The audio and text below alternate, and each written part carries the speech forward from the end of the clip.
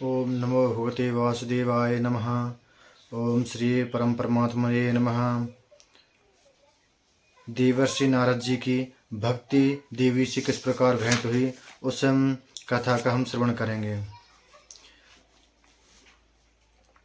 श्री सूत जी से सौनक जी ने पूछा कि हे मुनि श्रेष्ठ, सांसारिक प्रपंच से मुक्त एवं विचरणशील नारद जी का सनकादिक के साथ संयोग कहाँ हुआ और विधि विधान के श्रवण में उनकी प्रीति कैसे हुई।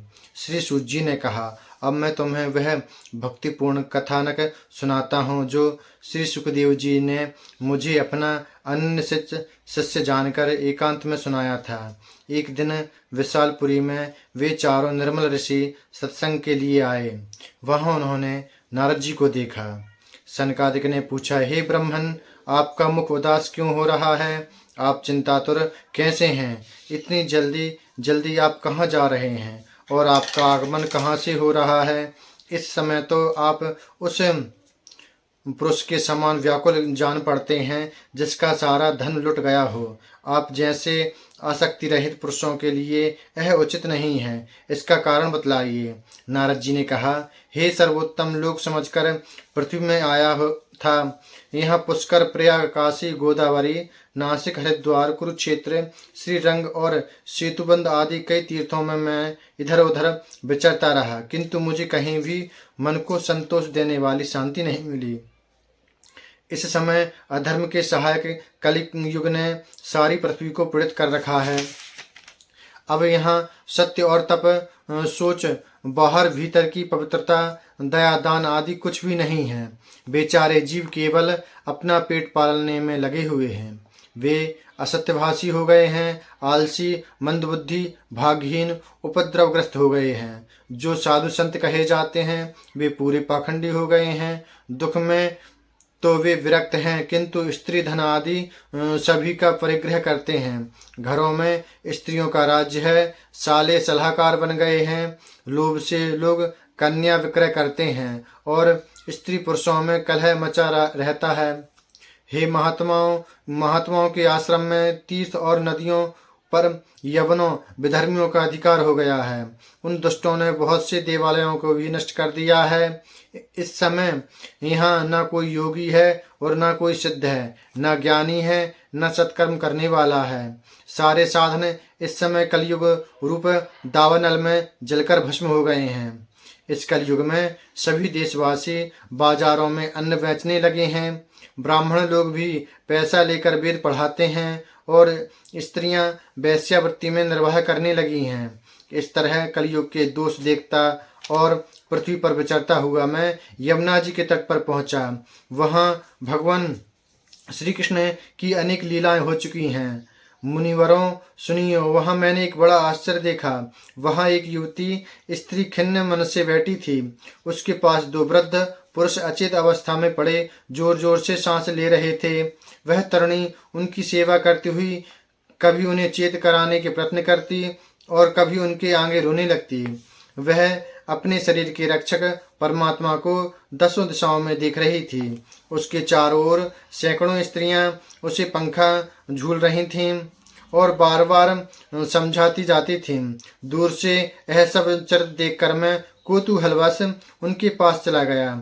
मुझे देखकर वह युवती खड़ी हो गई और बड़ी व्याकुल होकर कहने लगी। युवती ने कहा, अजी महात्मन जी, क्षण भर ठहर जाइए और मेरी चिंता को भी नष्ट कर दीजिए। आपका दर्शन तो संसार के सभी पापों को सर्वथा नष्ट कर देने वाला है। आपके वचनों से मेरे दुख की भी बहुत कुछ शांति हो जाएगी। मनुष्यों का जब बड़ा भाग्य होता है तभी आपके दर्शन हुआ करते हैं। नारद जी कहते हैं, तब मैंने उस स्त्री से पूछा, हे देवी, तुम कौन हो? ये दोनों पुरुष तुम्हारे क्या होते हैं और तुम्हारे पास ये कमल नयनी देवियां कौन हैं? तुम हमें विस्तार से अपने दुख का कारण बतलाओ। युवती ने कहा, मेरा नाम भक्ति है और ये ज्ञान और वैराग्य नामक मेरे पुत्र हैं। समय के फेर से ही ये ऐसे जर्जर हो गए हैं। ये देवियां गंगा जी आदि नदियां हैं। ये सब मेरी सेवा करने के लिए ही आई हैं। इस प्रकार साक्षात देवियों के द्वारा सेवित होने पर भी मुझे सुख शांति नहीं है। तपोधन अब ध्यान देकर मेरा वृत्तांत सुनिए। मेरी कथा वैसे तो प्रसिद्ध है, फिर भी उसे सुनकर आप मुझे शांति प्रदान करें। मैं द्रविड़ देश में उत्पन्न हुई, कर्नाटक में बड़ी और कहीं कहीं महाराष्ट्र में सम्मानित हुई हूँ, किंतु गुजरात में मुझको बुढ़ापे ने घेरा है। वहाँ घोर कलयुग के प्रभाव से पाखंडियों ने मुझे अंग भंग कर दिया। चिरकाल तक यह अवस्था रहने के कारण मैं अपने पुत्रों के साथ दुर्बल और निस्तेज हो गई हूँ। अब जब मैं वृंदावन आई तब से पुनः परम सुंदरी स्वरूपवती नवयुवती हो गई हूँ, किंतु सामने पड़े ये दोनों मेरे पुत्र थके मांदे दुखी हो रहे हैं। अब मैं यह स्थान छोड़कर अन्यत्र जाना चाहती हूँ। ये दोनों बूढ़े हो गए हैं, इसी दुख से मैं दुखी हूँ। मैं तरणी क्यों हूँ और ये दोनों मेरे पुत्र बूढ़े क्यों हैं? हम तीनों साथ साथ रहने वाले हैं, फिर यह विपरीतता क्यों बनी है? होना तो यह चाहिए था कि माता बूढ़ी हो और पुत्र तरुण हो। इसी से मैं आश्चर्यचकित चित्त से अपनी इस अवस्था पर शोक करती रहती हूँ। आप परम बुद्धिमान और योग निधि हैं, इसका कारण हो सकता है, आप बतलाइए।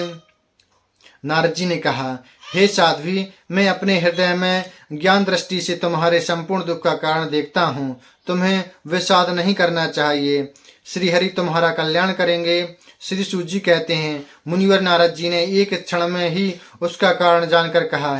नारद जी ने कहा, हे देवी, सावधान होकर सुनो, यह दारुण कलयुग है। इसी से इस समय सदाचार, योग मार्ग और तप आदि सभी लुप्त हो गए हैं। लोग सठता और दुष्कर्म में लगकर अघासुर बन गए रहे हैं।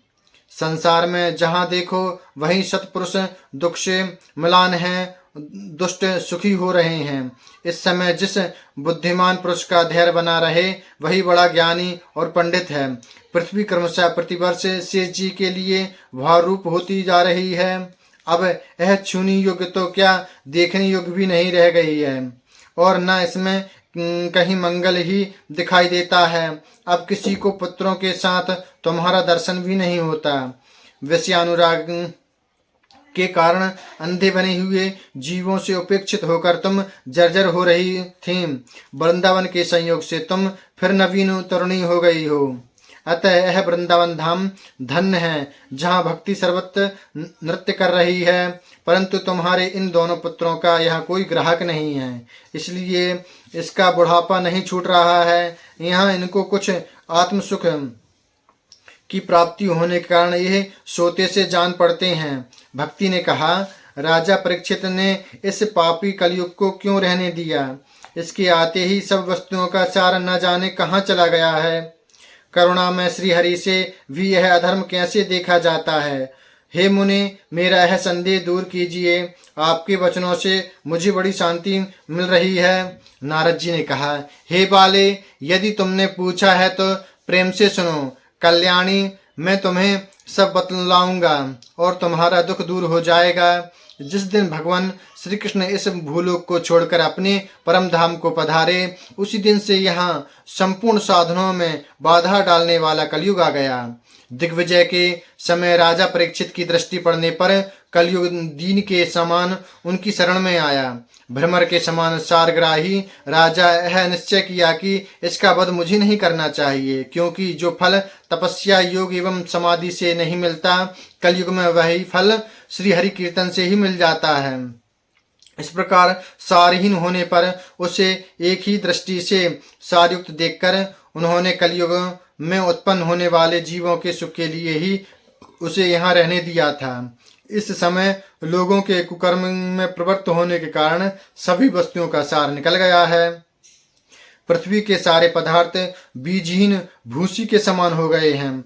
ब्राह्मण केवल अन्न धनादि के लोभवश घर घर एवं जन जन को भागवत की कथा सुनाने लगे हैं, इसलिए कथा का सार चला गया है। तीर्थों में नाना प्रकार के अत्यंत घोर कर्म करने वाले नास्तिक और नारकी पुरुष भी रहने लगे हैं, इसलिए तीर्थों का भी प्रभाव जाता रहा है। जिनका चित्त निरंतर काम, क्रोध, महान लोभ और तृष्णा से तपता रहता है, वे भी तपस्या का ढोंग करने लगे हैं, इसलिए तप का भी सार निकल गया है। मन भर काबू न होने के कारण और तथा लोभ, दंभ और पाखंड का आश्रय लेने के कारण तथा शास्त्र का अभ्यास न करने से ध्यान योग का फल मिट गया है। पंडितों की यह दशा है कि वे अपनी स्त्रियों के साथ पशु की तरह रमण करते हैं। उनमें संतान पैदा करने की कुशलता पाई जाती है। मुक्ति साधन में वे सर्वथा कुशल हैं। संप्रदाय अनुसार प्राप्त हुई वैष्णवता भी कहीं देखने में नहीं आती है। इस प्रकार जगह जगह सभी वस्तुओं का सार लुप्त हो गया है।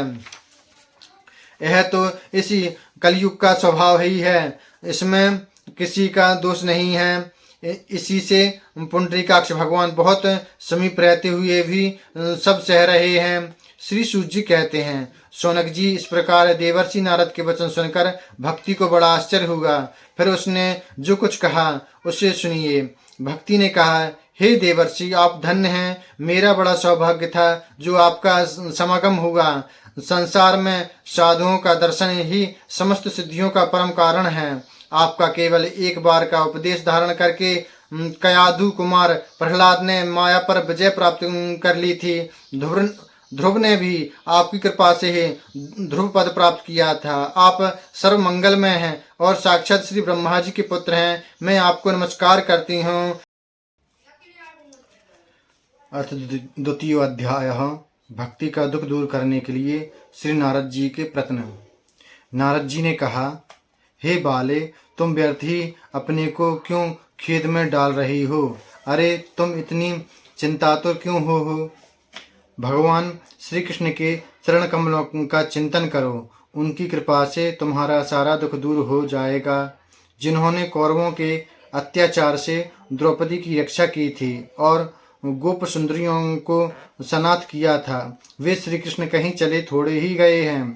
फिर तुम तो भक्ति हो और सदा उन्हें प्राणों से प्यारी हो। तुम्हारे बुलाने पर तो भगवान नीचों के घरों में भी चले जाते हैं। सत्य, त्रेता और द्वापर, इन तीनों युगों में ज्ञान और वैराग्य मुक्ति के साधन थे, किंतु कलयुग में तो केवल भक्ति ही ब्रह्म सायुज्य मोक्ष की प्राप्ति कराने वाली है। यह सोचकर ही परमानंद चिंतमूर्ति ज्ञान स्वरूप श्री हरि ने अपने सत्व स्वरूप में तुम्हें रचा है। तुम साक्षात श्री कृष्णचंद्र की प्रिया और परम सुंदरी हो। एक बार जब तुमने हाथ जोड़कर पूछा था कि मैं क्या करूं, तब भगवान ने तुम्हें यही आज्ञा दी थी कि मेरे भक्तों का पोषण करो। तुमने भगवान की यह आज्ञा स्वीकार कर ली।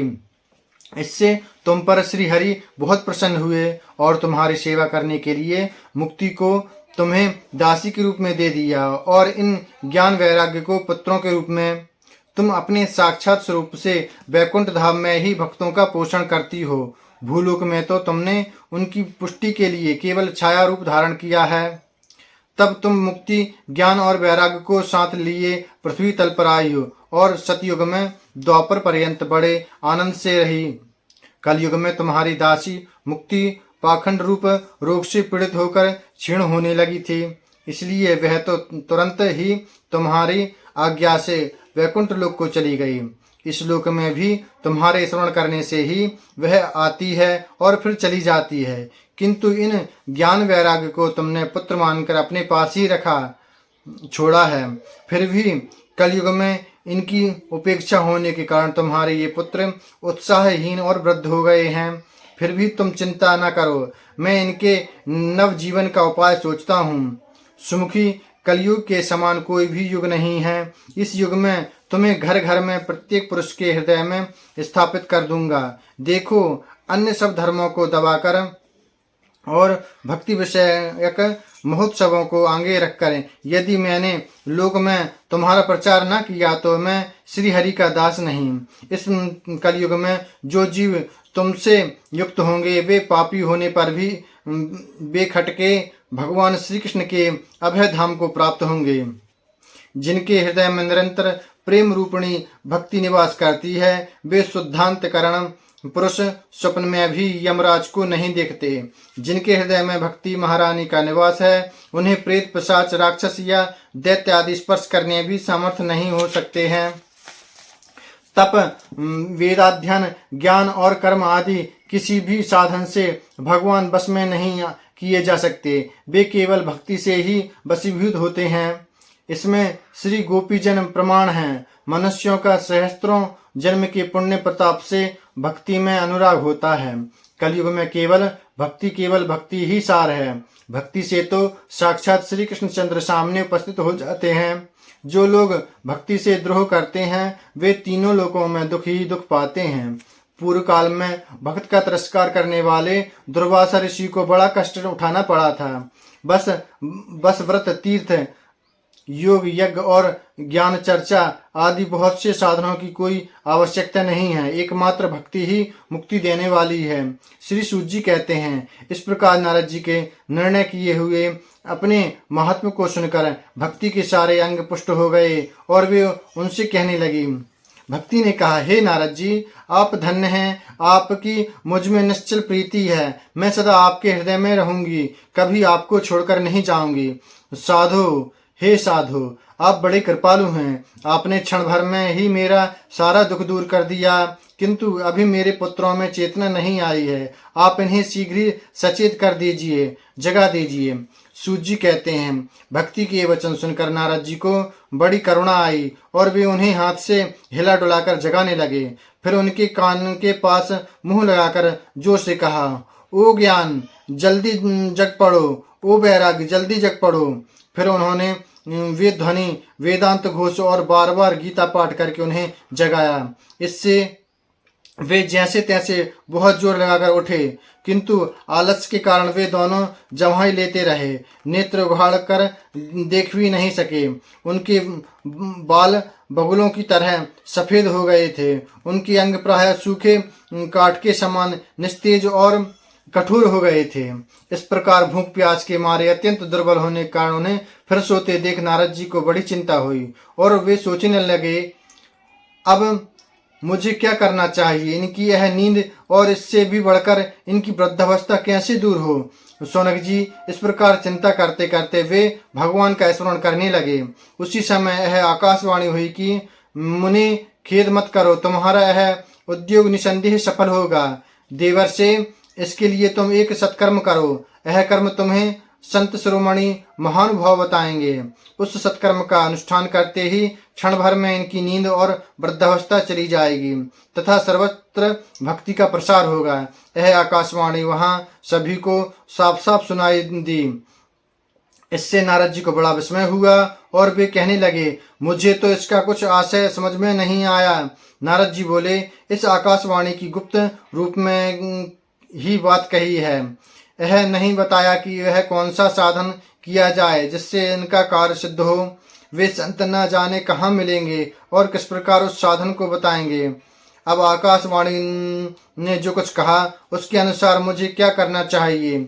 सूत जी कहते हैं, शौनक जी तब ज्ञान वैराग्य दोनों को वहीं छोड़कर नारद मुनि वहां से चल पड़े और प्रत्येक तीर्थ में जाकर मार्ग में मिलने वाले मुनीश्वरों से वह साधन पूछने लगे। उनकी उस बात को सुनते तो सब थे, किंतु उसके विषय में कोई कुछ भी निश्चित उत्तर न देता। उन्हीं ने उसे असाध्य बताया। कोई बोले इसका ठीक ठीक पता लगाना ही कठिन है। कोई सुनकर चुप रह गए, कोई तो उनकी अवज्ञा होने के भय से बात को टाल टोल कर खिसक गए। त्रिलोकी में महान आश्चर्यजनक हाहाकार मच गया। लोग आपस में कानाफूसी करने लगे। भाई, जब वेद ध्वनि, वेदांत घोष और बार बार गीता पाठ सुनने पर भी भक्ति, ज्ञान और वैराग्य तीनों नहीं जगाए जा सके, तब और कोई उपाय नहीं है। स्वयं योगीराज नारद को भी जिसका ज्ञान नहीं है उसे दूसरे संसारी लोग कैसे बता सकते हैं। इस प्रकार जिन जिन ऋषियों से इसके विषय में पूछा गया उन्होंने निर्णय करके यही कहा कि यह बात दुसाध्य है। तब नारद जी बहुत चिंतातुर हुए और बद्री वन में आए। ज्ञान वैराग्य को जगाने के लिए वहां उन्होंने यह निश्चय किया कि मैं तप करूंगा। इसी समय उन्हें अपने सामने करोड़ों सूर्यों के समान तेजस्वी सनकादि मुनीश्वर दिखाई दिए। उन्हें देखकर वे मुनि श्रेष्ठ कहने लगे।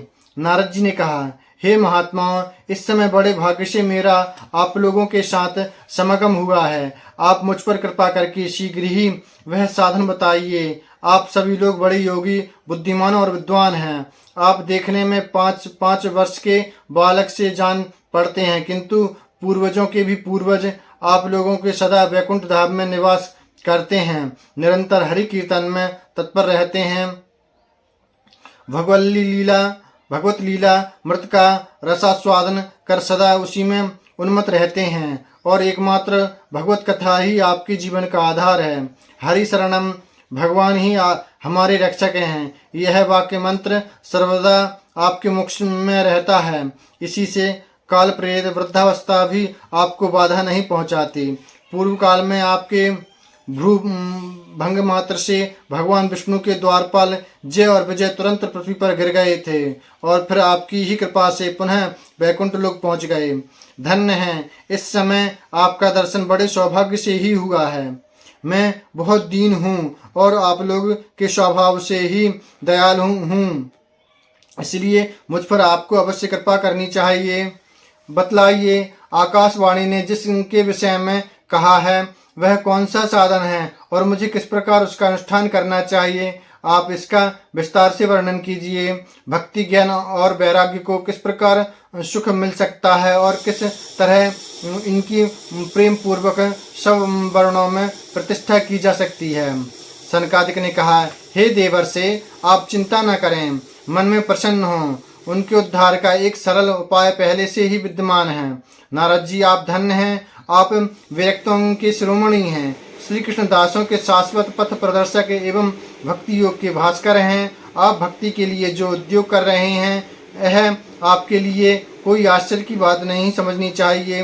भगवान के भक्त के लिए तो भक्ति की सम्यक स्थापना करना सदा उचित ही है।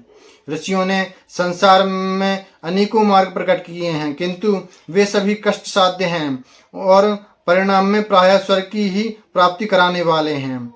अभी तक भगवान की प्राप्ति कराने वाला मार्ग तो गुप्त ही रहा है। उसका उपदेश करने वाला पुरुष प्रायः भाग्य से ही मिलता है। आपको आकाशवाणी ने जिस सत्कर्म का संकेत किया है उसे हम बतलाते हैं। आप प्रसन्न हो, समाहित चित्त होकर सुनिए। नारद जी, द्रव्य यज्ञ, तपो यज्ञ, योग यज्ञ और स्वाध्याय रूप ज्ञान यज्ञ, ये सब तो स्वर्गाधिक प्राप्ति कराने वाले कर्म की ही ओर संकेत करते हैं। पंडितों ने ज्ञान यज्ञ को ही सत्कर्म, मुक्तिदायक कर्म का सूचक माना है। वह श्रीमद् भागवत का पुराण है, जिसका गान सुकादि महानुभावों ने किया है। उसके शब्द सुनने से ही भक्ति, ज्ञान और वैराग्य को बड़ा बल मिलेगा। इससे ज्ञान वैराग्य का कष्ट मिट जाएगा और भक्ति को आनंद मिलेगा। सिंह की गर्जना सुनकर जैसे भेड़िए भाग जाते हैं, उसी प्रकार श्रीमद् भागवत की ध्वनि से कलयुग के सारे दोष नष्ट हो जाएंगे। तब प्रेम रस प्रभावित करने वाली भक्ति, ज्ञान और वैराग्य को साथ लेकर प्रत्येक घर और व्यक्ति के हृदय में क्रीड़ा करेगी। नारद जी ने कहा, मैंने वेद वेदांत की ध्वनि और गीता पाठ करके उन्हें बहुत जगाया, किंतु फिर भी भक्ति, ज्ञान और वैराग्य ये तीनों नहीं जगे। ऐसी स्थिति में श्रीमद् भागवत सुनाने से वे कैसे जागेंगे? क्योंकि उस कथा के प्रत्येक श्लोक और प्रत्येक पद भी वेदों का ही सारांश है। आप लोग शरणागत वत्सल हैं तथा आपका दर्शन कभी व्यर्थ नहीं होता, इसलिए मेरा यह संदेह दूर कर दीजिए। इस कार्य में विलंब न कीजिए। सनकादिक ने कहा, श्रीमद् भागवत कथा वेद और उपनिषदों के सार से बनी है, इसलिए उनसे अलग उनकी फल रूपा होने के कारण वह बड़ी उत्तम जान पड़ती है। जिस प्रकार रस वृक्ष की जड़ से लेकर शाखा पर्यंत रहता है, किंतु उस स्थिति में उसका आस्वादन नहीं किया जा सकता, वहीं जब अलग होकर फल के रूप में आ जाता है तब संसार में सभी को प्रिय लगने लगता है। दूध में घी रहता है, किंतु उस समय उसका अलग स्वाद नहीं मिलता, वही जब उससे अलग हो जाता है तब देवताओं के लिए भी स्वादवर्धक हो जाता है। खंड ईक के ओर छोर और बीच में व्याप्त रहता है, तथापि अलग होने पर उसकी कुछ और ही मिठास होती है। ऐसे ही भागवत की कथा है। यह भागवत पुराण वेदों के समान है। श्री व्यास जी व्यासदेव जी ने इसे भक्ति ज्ञान और वैराग्य की स्थापना के लिए प्रकाशित किया है। पूर्व काल में जिस समय वेद वेदांत के पारगामी और गीता भी रचना करने वाले भगवान व्यासदेव खिन्न होकर अज्ञान समुद्र में गोते खा रहे थे, उस समय आपने ही उन्हें 4 श्लोकों में इसका उपदेश किया था। उसे सुनते ही उनकी सारी चिंता दूर हो गई थी। फिर इसमें आपको आश्चर्य क्यों हो रहा है? जो आप हमसे प्रश्न कर रहे हैं, आपको उन्हें शोक और दुख का विनाश करने वाला श्रीमद् भागवत पुराण ही सुनाना चाहिए। नारद जी ने कहा, हे महानुभावों, आपका दर्शन जीव के संपूर्ण पापों को तत्काल नष्ट कर देता है और जो संसार दुख रूप दावानल में तपे हुए हैं उन पर शीघ्र ही शांति की वर्षा करता है।